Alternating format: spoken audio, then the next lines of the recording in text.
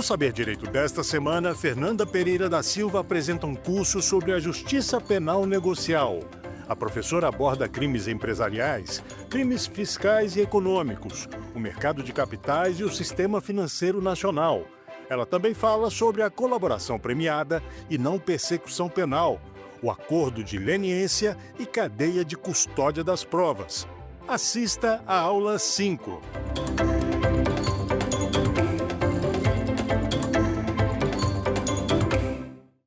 Sejam bem-vindos ao programa Saber Direito da TV Justiça. Eu sou Fernanda Pereira, advogada criminalista, mestre em Direito Penal Econômico e doutoranda em Direito Constitucional pelo Instituto de Direito Público de Brasília. Hoje nós vamos tratar de mais um tema relacionado à negociação, às soluções negociadas dentro do meio empresarial, na parte da responsabilidade da pessoa jurídica de crimes empresariais. A TV Justiça ela trouxe uma inovação, principalmente para você que está aí assistindo o nosso programa. O Saber Direito está disponível num novo aplicativo, que é o aplicativo da TV Justiça, onde encontram-se todas as aulas relacionadas a esse tema, bem como a outras específicas, julgamentos e toda a programação da TV Justiça. É só baixar o programa que é TV Justiça Mais. Baixando esse aplicativo, você terá acesso a todo esse conteúdo que nós vamos disponibilizar hoje, bem como a outras.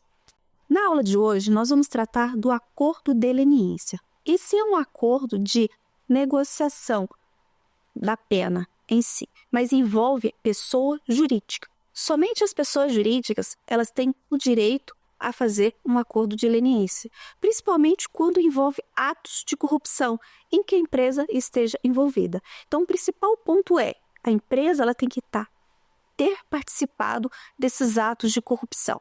E o acordo de leniência é para apresentar tudo o que foi feito pela empresa com esses atos de corrupção, entregar para as autoridades que são competentes para celebrar esse acordo de leniência, para que elas possam iniciar investigações. Hoje já está sedimentado que o órgão competente para fazer o acordo de leniência é a CGU, é a Controladoria Geral da União, que faz em conjunto com o Ministério Público Federal, junto com a CVM e outros órgãos que queiram acompanhar.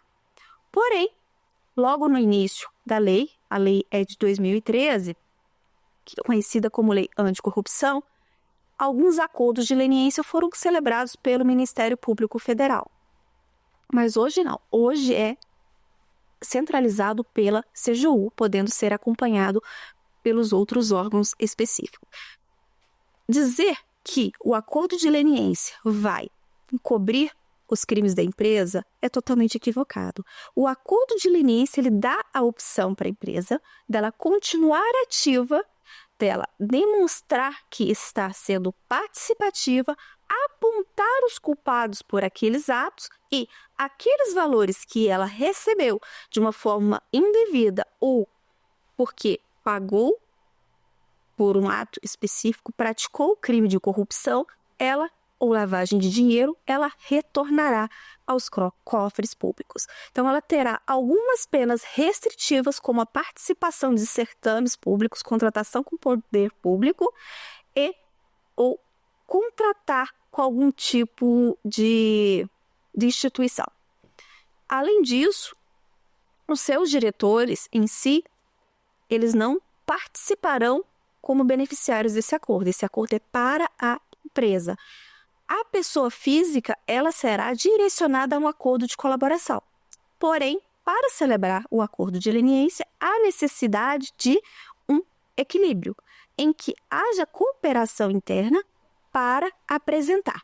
Tá, professora, mas eu sou presidente de uma empresa, tenho um conselho de administração, uma diretoria executiva, e nós não temos esses elementos. O que eu faço? Contrata uma investigação interna, uma auditoria interna.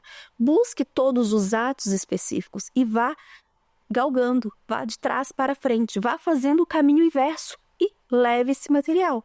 Porque se a empresa ela faz esse trabalho, ela aciona a intenção de fazer um acordo de leniência sobre os atos específicos de corrupção em si, vou dar exemplo, por exemplo, uma secretaria de saúde, em que ela praticou atos de corrupção, só que não somente ela foi contratada, outras empresas também.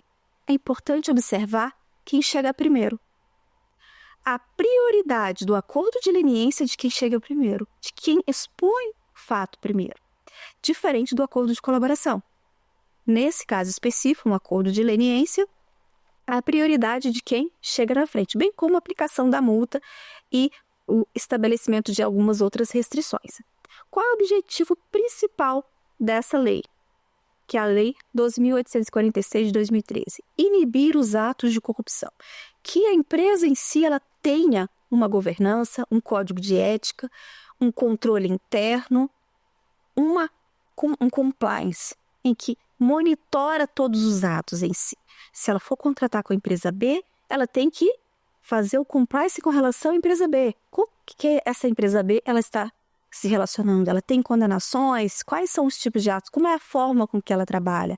Bem como com outro banco. Porque ela também pode ser responsabilizada de uma forma final. Por exemplo, recebendo recursos. E sendo implicada também como uma das empresas que pode fazer uma lavagem de dinheiro. Então, o objetivo principal é a revelação de práticas corruptas, permitindo que a empresa contribua com investigações, promovendo a responsabilização de todos os envolvidos. Então, desde 2014, nós acompanhamos nas notícias do judiciário, nas redes, na internet e até na televisão, empresas, principalmente construtoras, que celebraram acordos de leniência. Celebraram e apontaram e demonstraram provas, e ali nasceu a Operação Lava Jato, com colaborações e acordos de leniência. Então, é uma forma também de fazer com que a empresa sobreviva. Ela tem uma multa a pagar, porém ela continuará atuando com restrição, mas ela não irá à falência ou recuperação judicial, porque seus bens, seus ativos não serão bloqueados. Ela apenas vai cumprir aquilo que foi acordado. E quando a gente fala da importância desse acordo, qual que é a importância em si? É o combate à corrupção.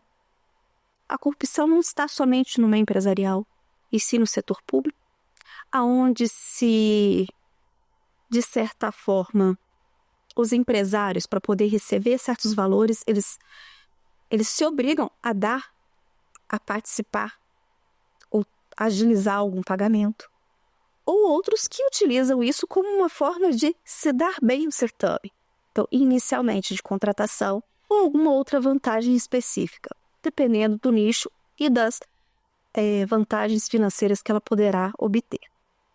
Transparência, ela vai promover transparência, que no momento que assina o acordo de leniência, ela é obrigada a fazer seu trabalho interno, a sua governança, o seu controle e ter um compliance especificamente. Então, essa é a transparência em si que a empresa já vai trazer após a celebração desse acordo. Fortalecimento das instituições. Então, fortalece instituições públicas, porque no momento que ela demonstra aquilo tudo, que ela dá o caminho para a investigação, aqueles elementos, quando bem trabalhados, eles gerarão o quê? Inibições, de que não ocorra novamente aquele tipo de situação decorrente em que essa empresa participou. Desmantelamento dos esquemas corruptos. A partir do momento em que esse acordo de leniência mostre-se eficaz, eles vão permitir a coleta de prova, a investigação, e esses esquemas acabam sendo destruídos. Esse esquema específico. Então, vai acabar inibindo outros no momento em que se torna eficiente. Então, essa colaboração é essencial para que órgãos de controle possam investigar e processar. Não apenas a empresa que fez o acordo, porque a empresa que fez o acordo, apesar do acordo, ela será processada também. Tanto no âmbito criminal como administrativo. E se a empresa estiver no mercado, no capital aberto, ela também será processada na CVM. Porém, observando os requisitos do acordo de leniência, observando também o Tribunal de Contas da União, quando for sua competência, e o Tribunal de Contas dos Estados. A base jurídica para o acordo de leniência é a Lei 12.846 de 2013, a Lei Anticorrupção, e na qual também tem regulamentação e instruções normativas perante não só a CGU, como o Ministério Público, que são os dois principais que trabalham em conjunto na celebração desses acordos. Observando as partes envolvidas. Quem é a parte envolvida no acordo de leniência? A pessoa jurídica. Não é a pessoa física. A pessoa jurídica, a empresa em si com seu representante legal. Quais as autoridades competentes? Hoje é a CGU, Controladoria Geral da União, podendo ter como participação o Ministério Público e as agências reguladoras. Parte terceiros. Quais são os terceiros que podem participar desse acordo? Indivíduos ou empresas que podem ser afetadas pelo acordo e que podem ter informações relevantes. Então, empresas terceiras que prestam serviços para a empresa principal pode aderir ao acordo de leniência? Pode participar? Pode, desde que haja essa contribuição. Quais as implicações do acordo de leniência? São 3 a princípio. Benefício legal, resolução de penalidades financeiras e possíveis isenções de sanções. Possibilidade de evitar a responsabilidade criminal dos executivos da empresa. Compromisso com a ética, onde a empresa deve implementar políticas de compliance e medidas preventivas para evitar futuros ilícitos. E impacto reputacional. A celebração desse acordo ela pode melhorar a imagem da empresa, destacando seu compromisso com a ética e com a transparência. Porém, essa última parte eu acabo discordando em si. Por quê? Porque a partir do momento que a empresa celebra um acordo de leniência e a imprensa vem e divulga, pelo compliance em si das outras empresas, principalmente bancos, e a proibição de contratar ou celebrar certos tipos de transações ou de empréstimos, ela acaba sendo prejudicada. Então, naquele momento, é ruim essa divulgação desse acordo, justamente porque ela acaba ficando engessada. Então, futuramente, sim, com a implementação de todos da parte de compliance, de compromisso com a ética, sim, mas desde que passado um bom tempo e meio que caia no esquecimento, né? E aí é contar com o direito ao esquecimento para que ela possa se reerguer em si. Porque ela tem uma penalidade, ela não sofre apenas aquela sanção administrativa, aquela sanção pecuniária em si. A penalidade dela também vem nas mídias, vem no dia a dia. Então, é uma reputação que não volta tão cedo. Então, há que se fazer muito trabalho. Há empresas que fizeram acordos de leniência e mudaram seu nome posteriormente. Justamente para quê? Para poder reviver e respirar no mercado de trabalho, no momento de novas contratações, fazendo mudanças estruturais para que elas pudessem respirar. E isso porque elas estavam protegidas por um acordo de leniência. Quando que começa a negociação de um acordo de leniência? Aí é que está. A partir do momento que o interessado, que a empresa interessada se manifesta através de um ofício para a CGU, informando que ela tem interesse em fazer um acordo de leniência, pontuando qual a infração cometida e os pontos em si. Simples, somente pontuar os pontos além daquela informação como logo inicial. A partir desse momento, há uma resposta de temos interesse, venham. Ou não, nós não temos interesse. Por quê? Como o acordo de leniência é o primeiro que chega, pode ser que tenha uma outra empresa que já foi e já relatou todos os fatos. Ela relatando todos aqueles fatos, realmente a CGU não terá mais interesse em fazer aquele acordo, justamente porque já foi revelado. Então não tem ineditude mais naquele momento.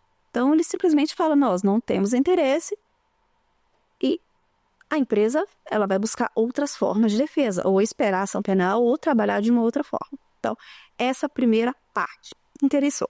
A partir do momento que é aceito esse pedido de interesse, senta-se e começa a falar sobre, assina-se o termo de confidencialidade e acaba demonstrando que aqueles pontos específicos indicados naquela primeira ofício, a primeira petição, eles são extensos e as provas nele arguídas, o que eles podem apresentar e auxiliar neste acordo de leniência. Porque o acordo de leniência ele precisa de elementos para que haja uma investigação sobre aqueles elementos sobre aquelas práticas criminosas, sobre a corrupção que foi feita, sobre a lavagem de dinheiro. Então, tem que ter todos os indícios para que haja munição necessária para uma investigação. Então, tudo tem que ser corroborado. Essa é a parte principal. Após isso, após apresentar, fazer toda a negociação, aí se busca o quê? A comunicação inicial. Olha-se a documentação, verifica que essa documentação, quem vai verificar é a CGU, assim, está corroborada, está pronta e pode ser utilizada. Lembrando que, no momento que essa documentação é apresentada, bem como qualquer dispositivo eletrônico, qualquer relação a provas, há que se fazer uma cadeia de custódia dessas provas. Por quê? O que é uma cadeia de custódia? É a forma de assegurar a integridade dessas provas. Essas provas, elas têm que estar registradas. Se for um computador e todo o equipamento e toda a prova das atividades da empresa estiver neste computador, tem que ter um registro do computador, da extração desse computador, como que foi extraído, por quem que foi entregue e a forma com que foi extraído e como que foi extraído. Então, é toda uma série de passos que tem que ser resguardado, senão cai em nulidade. Diferente de amplamente divulgado em rede nacional, um sistema em que foi retirado da Suíça e trago ao Brasil através de sacolas de supermercado. Qual a garantia da cadeia de custódia dessa prova? Não há cadeia de custódia dessa prova. Ou um outro sistema que funcionava através de um pendrive que foi entregue antes da celebração do acordo, de uma forma sem registro algum. Então, é imprescindível todo o registro da prova específica, seja papel ou seja digital, qualquer tipo de aparelho eletrônico. O HD externo, especificamente, justamente para garantir a integridade desta prova, que essa prova ela não seja, de certa forma, modificada, alterada. Então, isso, no momento em que se começa a celebrar o acordo, que se começa a falar e entregar a documentação, fazer toda essa documentação, fazer todo o registro, e assim como um processo administrativo da colaboração premiada, é necessário também fazer todo o registro em si do acordo de leniência, como as reuniões, com atas, com documentos e com o registro da cadeia de custódia. Porque quando esse anexo específico relacionado ao aumento da corrupção, por exemplo, numa secretaria da saúde ou da educação, os advogados do delatado, de certa forma, que é o réu que foi denunciado decorrente dessa acordo de leniência, desses anexos, ele vai falar, peraí, mas essa prova não é legal. Como que vocês obteram essa prova? Como é que foi feita essa extração? Os peritos vão trabalhar, vão mostrar, olha só, isso aqui eu não posso garantir integridade. Então, acaba tendo ali um trancamento de ação penal por ausência de cadeia de custódia, que já está sedimentado hoje no STJ e no STF, além de alguns outros tribunais federais e tribunais de justiça. Então, é importantíssimo observar esta questão da cadeia de custódia da prova, principalmente quando é digital, porque há uma diferença muito grande. A cadeia de custódia física como a cadeia de custódia digital. Que quando a gente entra no âmbito digital, por exemplo, esse computador ou um celular, nós estamos indo além. Todos os dados constantes hoje no mundo digital, os dados pessoais é um direito fundamental. E quando a gente fala de um direito fundamental, nós estamos falando de uma cláusula pétrea. Então, a forma com que se vai extrair, que se analisa esses dados, aí vem a Lei de Proteção de Dados. A Lei de Proteção de Dados, ela também garante como que essas informações vão ser extraídas e vão ser divulgadas. Então, a empresa em si, no momento que ela entrega essas provas, pode observar que há celulares também, e celulares utilizados por executivos.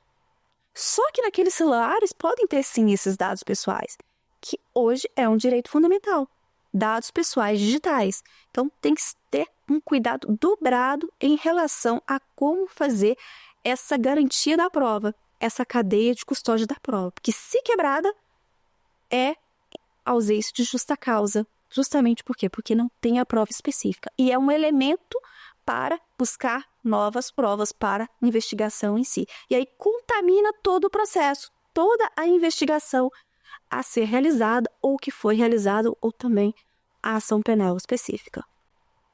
Dentro dessa documentação, não somente os digitais, observar os e-mails. Os e-mails são dados pessoais digitais, mesmo que sejam pela empresa. Por quê? Porque quem trabalhou pela empresa, ou seja, diretor, ou seja, qualquer outro funcionário, é a impressão digital dele que fica ali. Mesmo sendo profissional, acaba sendo um dado pessoal digital. Então, cumprir os requisitos da cadeia de custódia e extração dessas provas é essencial.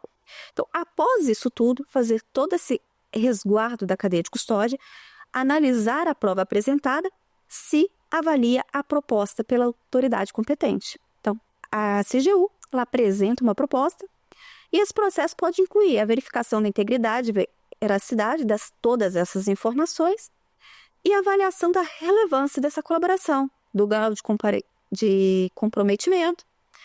E a proposta ela deve demonstrar que é uma colaboração efetiva e integral e que ajudará na elucidação de práticas ilícitas. Então, tudo aquilo que foi apresentado em formas de anexos e documentos, eles vão ser reavaliados, analisados. Por quê? Para ver se vai ter efetividade e eficácia. Então, também não compensa para a CGU formalizar esse acordo, ela perde o seu tempo e não tem elementos essenciais para dar continuidade ao seu procedimento.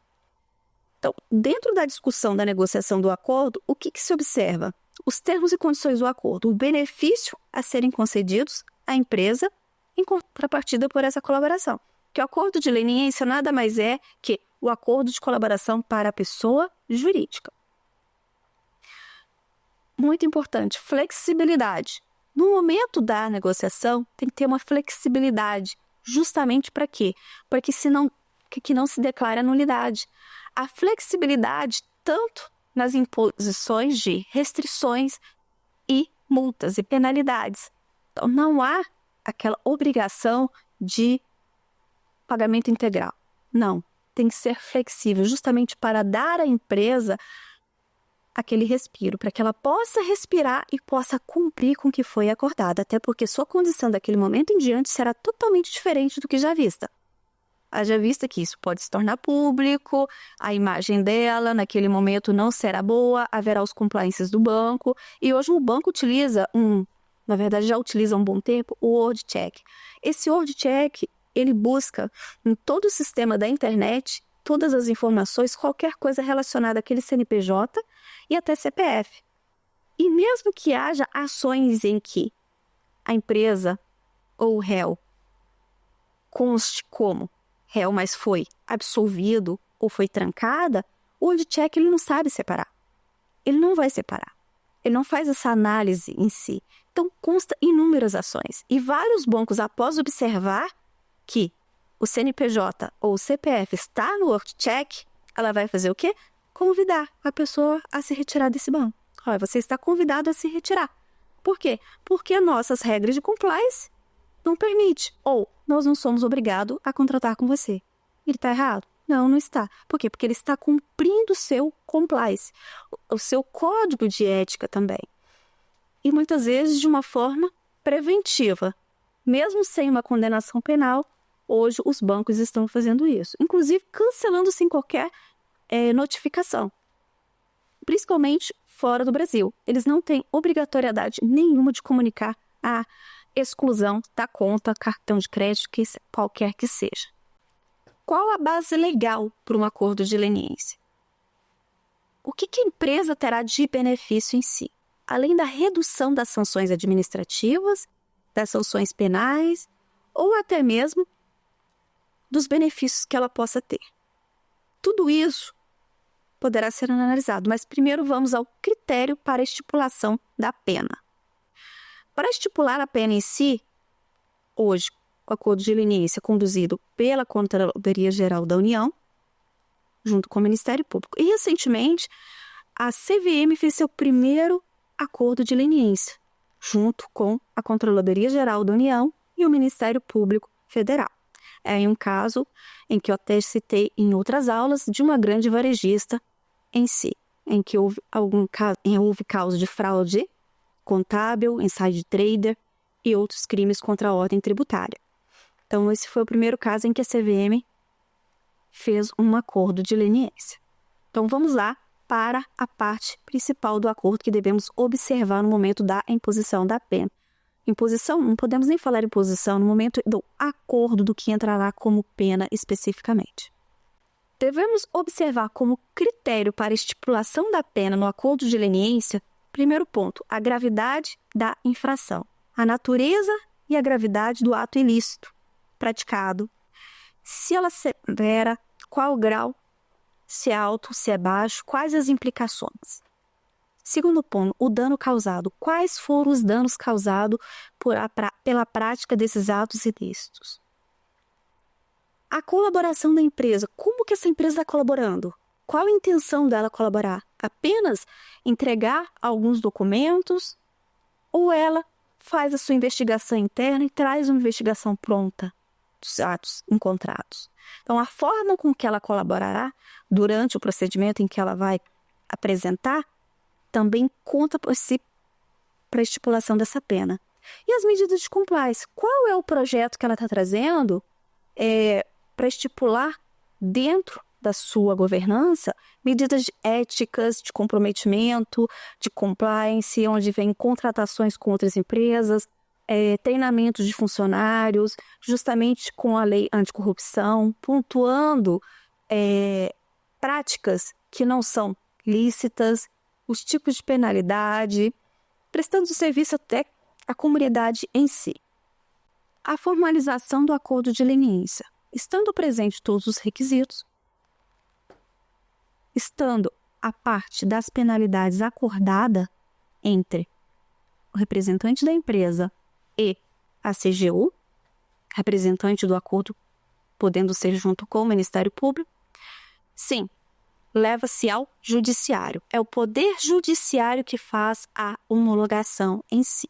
Mas, professora, qualquer poder judiciário depende da natureza da prática ilícita que foi apontada, depende das pessoas que foram apontadas. Se for primeiro grau, se não tiver foro, é primeiro grau.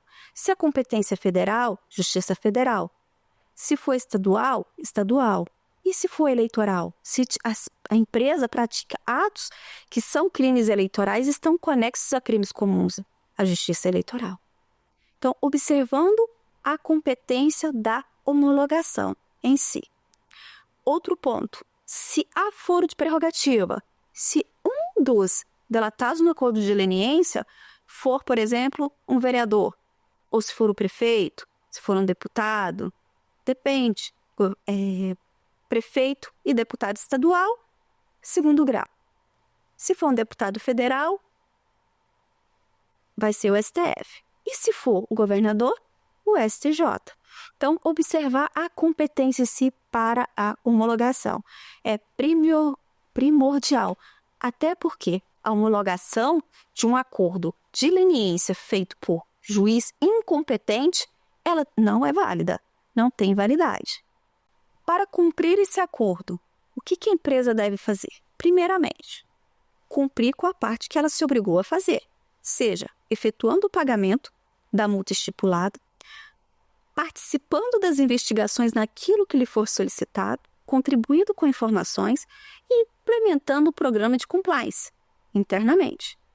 Se houver mais pontuações dentro do acordo, como prestação de serviço comunitário, como ajuda em abrigos em si, em alguns hospitais, também faz parte desse acordo de leniência. Então, ela tem que cumprir essas obrigações. A partir do momento que ela deixa de cumprir, ela está descumprindo o seu acordo. Então, o pagamento da multa é primordial, é o principal item em si. Então, ela deve manter esse pagamento regularizado, tá? Quem é que vai monitorar? O monitoramento do acordo de leniência competente é onde se executa o acordo.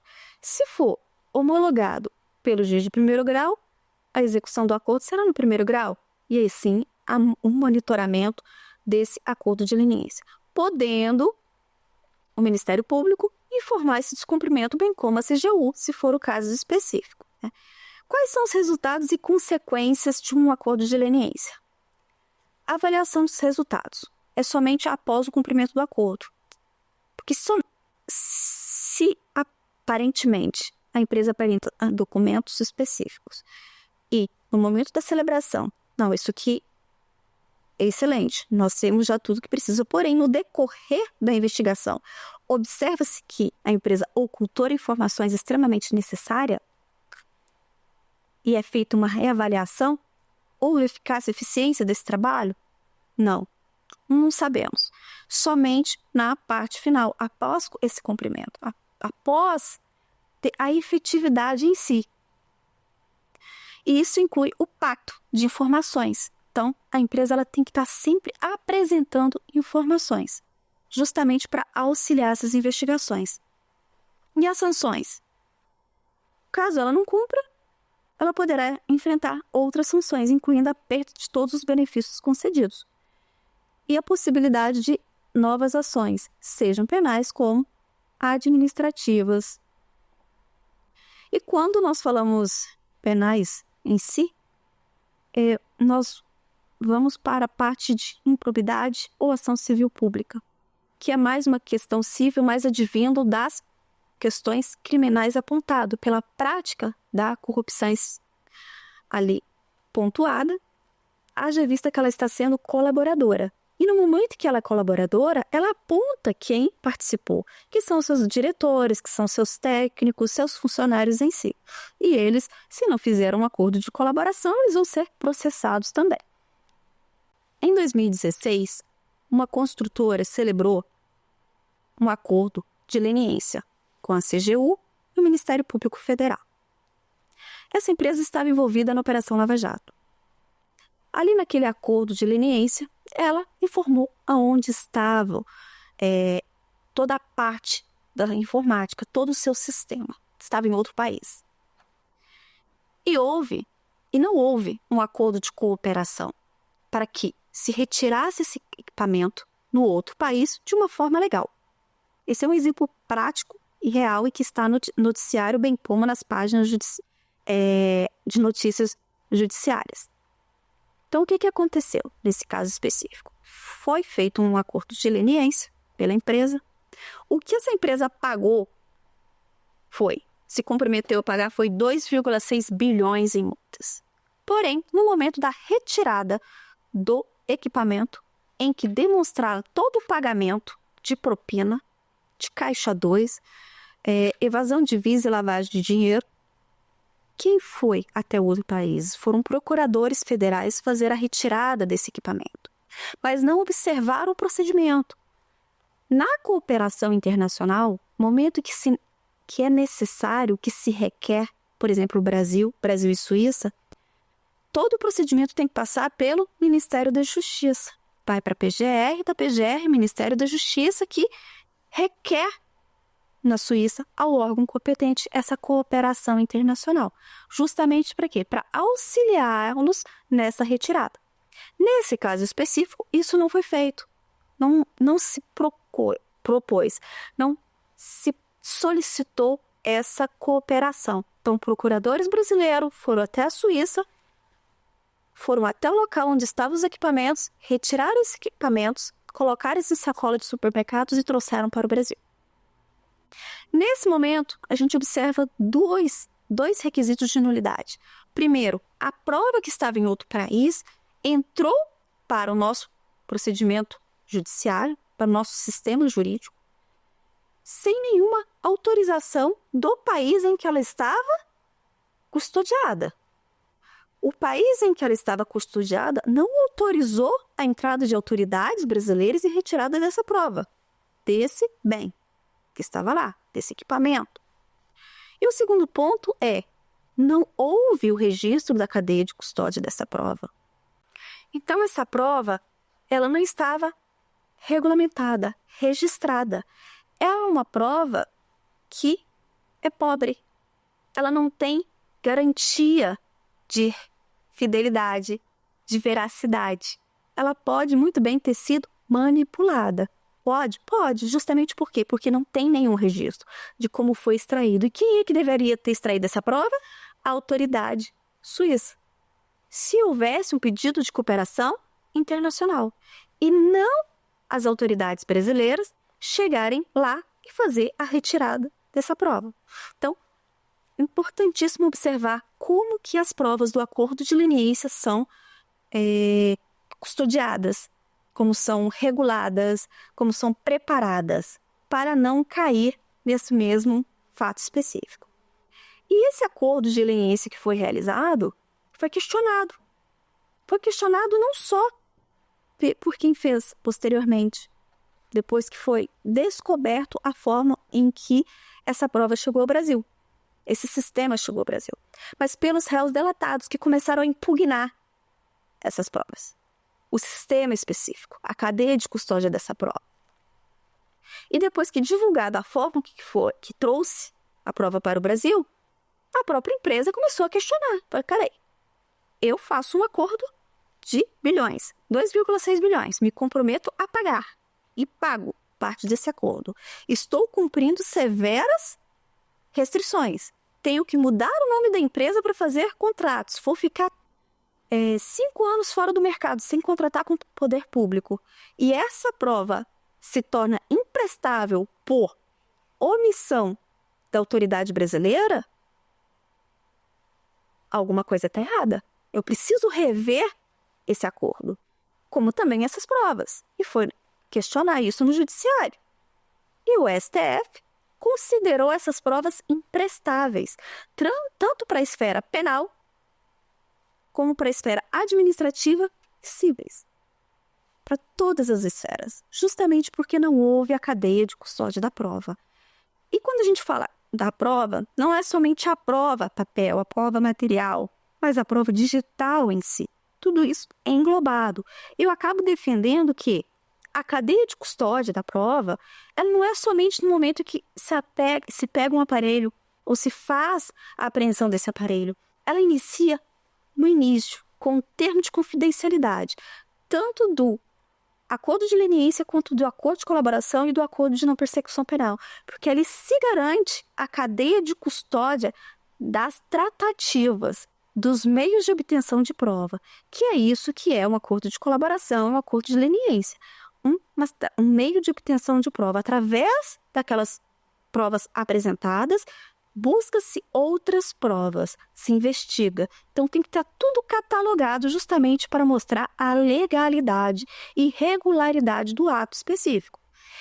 No caso dessa construtora, inúmeras ações já foram trancadas através de habeas corpus, de reclamatória no STF, justamente por causa da imprestabilidade dessa prova. Outros que foram réus e que fizeram até colaboração pediram a suspensão das suas ações, solicitaram a suspensão dos seus acordos, do pagamento do acordo, do cumprimento, porque além de não terem sentença, eles estavam sendo denunciados e fizeram um acordo decorrente do que foi apresentado por essa empresa, por esse sistema. Então, hoje o que a gente está observando? No âmbito do STF, e que será uma grande mudança na alteração da lei que refere ao acordo de leniência, a questão da cadeia de custódia dessa prova, seja uma prova documental, seja uma prova digital.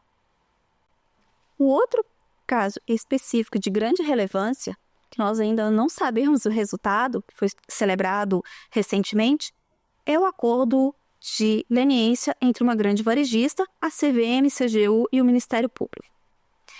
O que contém, o que tem ali? Informações. Além de colaboração premiada feita por diretores executivos, a empresa em si celebrou um acordo de leniência. Para quê? Para que ela possa recuperar o seu mercado, o seu local no mercado varejista, para que ela possa continuar existindo. E o combo que ela teve por atos de ex-diretores em si, de conselheiros e outros demais funcionários, e até corroborados por auditorias, não se repita.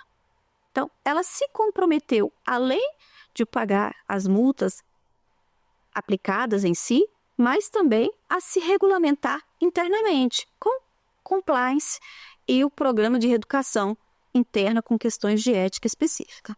Então, com a divulgação desse acordo realizado, o primeiro com a CVM, a empresa ela se compromete a fornecer as informações relevantes sobre as práticas fraudulentas que ocorreram, incluindo dados sobre contabilidade regular e as responsabilidades. Quais foram os responsáveis pelas decisões que levaram a empresa à crise, como também o acesso aos documentos, às testemunhas que pudessem ajudar na investigação. Concordou também implementar um robusto programa de compliance, com o objetivo de prevenir práticas futuras. Além disso, auditorias internas, regulares, treinamentos, toda aquela questão ética. As multas e as penalidades não foram divulgadas. Esse acordo é de março desse ano. Então, não tem divulgação, não tem ainda ramificação das investigações. Uma investigação ela demora tempo, não é 2, 3 meses, 4 meses. Até porque esses elementos entregues no acordo de leniência, eles precisam ser checados de várias formas. Porque investigar, seja a Polícia Civil Federal ou o Ministério Público Federal ou estadual.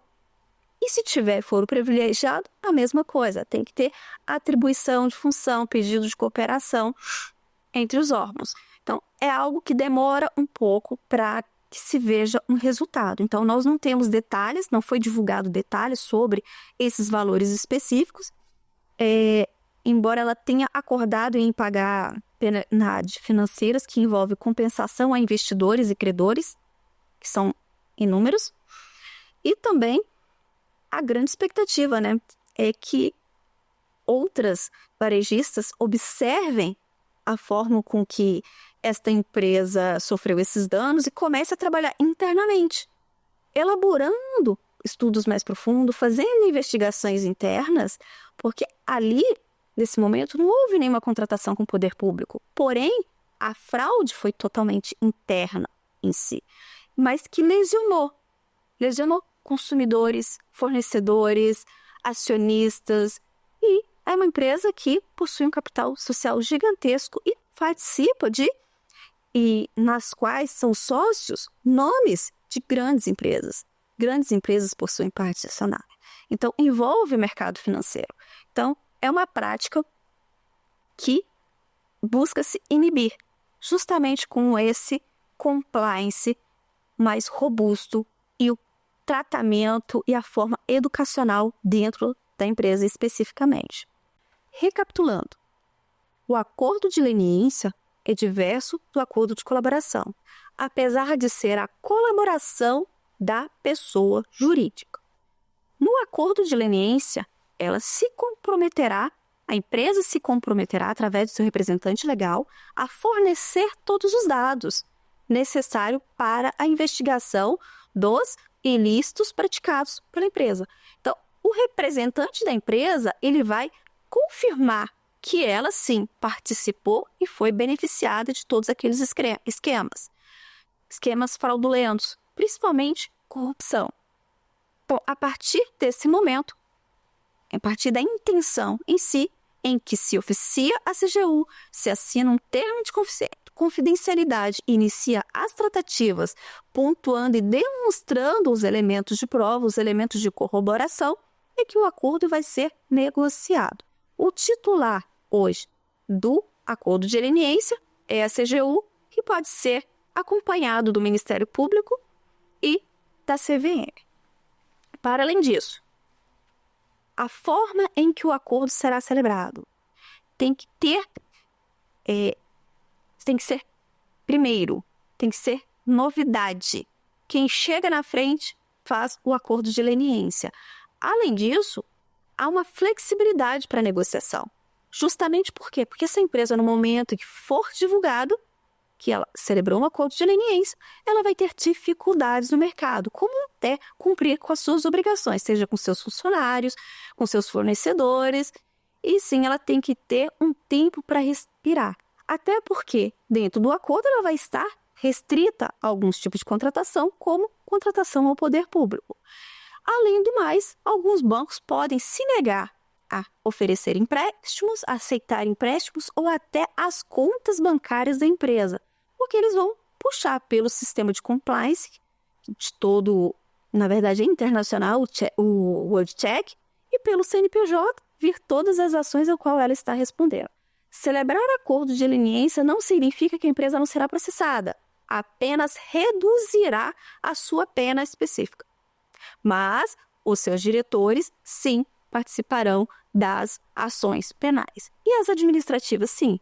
As administrativas, ela será parte, sim, porque ela responde administrativamente como civilmente pelos danos causados. Porém, respeitado o acordo de colaboração dos diretores executivos e da colaboração da empresa, que é o acordo de leniência. Importante que qualquer documento, a partir do momento que se acorda pelo acordo de leniência, e que se apresente documentos, se apresente qualquer tipo de aparelho eletrônico, que sejam acautelados e devidamente registrados. Isso se chama cadeia de custódia da prova, tanto da prova física como da prova digital. Observando que dados digitais são dados pessoais digitais, são direito fundamental, hoje regido com cláusula pétrea. A nossa Constituição Federal de 1988, ela regula e garante ao indivíduo seu direito fundamental aos dados pessoais. E hoje, no nosso celular e no nosso computador, está a nossa vida. Seja no computador da empresa profissional ou no nosso celular pessoal. E muitos dos executivos dessas empresas que celebram um acordo de leniência, o telefone profissional acaba, de certa forma, sendo um uso pessoal. Então, ele possui informações pessoais ali dentro também. Bem como o trajeto que ele vai, porque hoje nós temos um sistema que mapeia através do telefone todo o local onde nós andamos. E outra, nem toda a informação que está ali dentro corresponde ao acordo de leniência. Há algumas informações de outras pessoas também que tem que ser resguardado. E aí entra o quê? Entra a proteção a esses direitos. Então, é importante observar como que essa prova vai ser acautelada e utilizada. Até porque há casos em que o STF, o STJ e alguns tribunais federais estão declarando imprestáveis, justamente porque não foram lacradas, registradas, guardadas da forma que deveria ser feita. Então, a garantia da integridade dessa prova específica é a garantia de um acordo de leniência com sucesso. Caso isso não ocorra, que não tenha esse tipo de registro, que a prova fica prejudicada, a empresa que celebrou o acordo de leniência também resta prejudicada, porque ela se comprometeu a pagar um valor em multa, especificamente, porque ela está cumprindo outras imposições no acordo. E ela vem pagando, além do risco à imagem. A sua imagem fica comprometida também. Então, um acordo de leniência é uma forma de reduzir a pena, de proteger a empresa. Porém, se mal feito, acaba prejudicando e levando essa empresa à falência e a uma recuperação judicial. É muito importante. Hoje nós temos 11 anos da lei. 11 anos da lei é um tempo de refletir tudo o que foi feito e tudo o que pode ser melhorado para fazer essas alterações. Nós falamos isso não apenas no acordo de leniência, mas no acordo de não persecução penal, no acordo de colaboração. Tudo é aprendizado. Todo erro vem para o aprendizado, mas como que é que nós chegamos até lá? A partir do momento em que se questiona, em que se levanta as hipóteses e que briga no judiciário, que entra com HC, com uma ação reclamatória e que questiona os pontos específicos. Na área criminal, na esfera criminal, nós temos muito mais elementos de chegar aos tribunais superiores sem depender do primeiro grau e do segundo grau, porque há decisões colaterais com situações parecidas e que nos dá esse direito de seguir com as ações reclamatórias e justamente com conexão, porque são casos análogos em que podem ser decididos. Então, muito importante também observar a questão da qual é a competência para homologar esse acordo de leniência. Se é justiça eleitoral, justiça estadual ou justiça federal e o grau em si. Então, a homologação do acordo e a competência dele, importantíssimo para a legalidade e validade desse acordo. Agora vamos ao nosso quiz para reforçar a matéria dada hoje.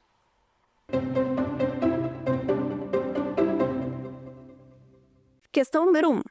Em relação ao acordo de leniência, assinale a alternativa incorreta. Opção A. O acordo de leniência pode ser celebrado com empresas que tenham participado de um cartel ou outro ilícito concorrencial. Opção B. A celebração do acordo de leniência depende da confissão da participação da empresa no ilícito e da sua colaboração com as autoridades. Opção C. O acordo de leniência pode resultar na redução de multa para a empresa, desde que ela cumpra as condições estabelecidas no acordo. Opção D. A empresa que celebrou o acordo de leniência não pode ser responsabilizada criminalmente pelos seus atos. A opção incorreta é letra D. A empresa que celebrou acordo de leniência não pode ser responsabilizada criminalmente pelos seus atos. Por que a opção é a D? A empresa, sim, ela pode ser responsabilizada criminalmente pelos seus atos. O acordo de leniência não garante à empresa que ela não será responsabilizada. Tanto será responsabilizada, como ela poderá ser processada. E o pagamento da multa e as restrições impostas no acordo, sim, é uma dessas responsabilizações que ela terá que cumprir.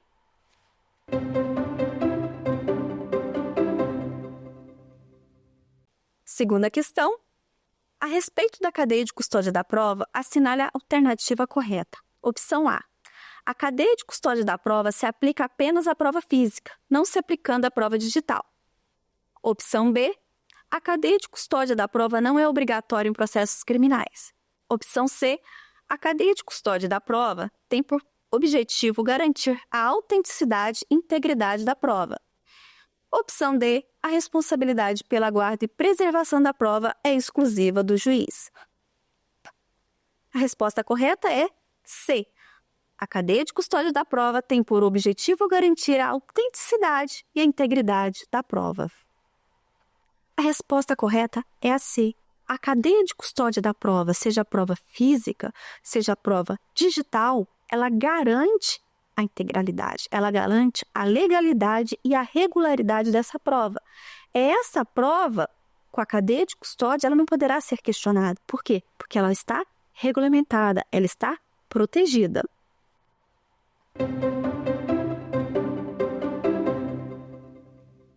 Questão 3. Sobre a cadeia de custódia da prova digital, assinale a alternativa incorreta. Opção A.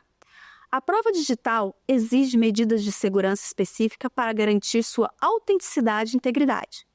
Opção B. A cadeia de custódia da prova digital é idêntica à da prova física, não havendo diferenças relevantes entre os procedimentos. Opção C.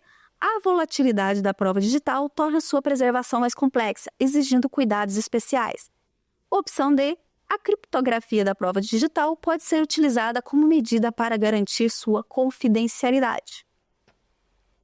A resposta incorreta é: a cadeia de custódia da prova digital é idêntica à da prova física, não havendo diferenças relevantes entre os procedimentos. Por que a opção B é incorreta? Porque há uma grande diferença entre prova física e prova digital, justamente porque a prova digital ela é volátil. A prova digital, ela requer um cuidado maior.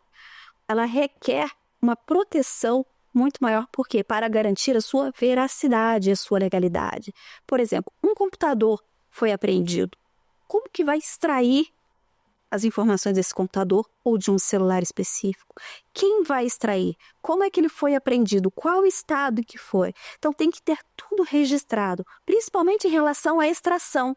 A hora, ao momento, ao nome do profissional que vai fazer a extração, qual o aparelho utilizado ou o sistema utilizado para essa extração. Então, pela garantia da integridade dessa prova, a prova digital ela é muito mais sensível do que a prova física. Então, a cadeia de custódia da prova digital ela é muito mais ampla, mais extensa e complexa.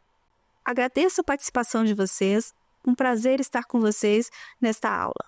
Deixo aqui minhas redes sociais para que vocês possam acompanhar conteúdos como este que foi dado, justamente com decisões judiciais e artigos sobre o tema em questão. As minhas redes sociais são o LinkedIn e o Instagram. Fernanda Pereira, ADV. Este é o meu endereço eletrônico.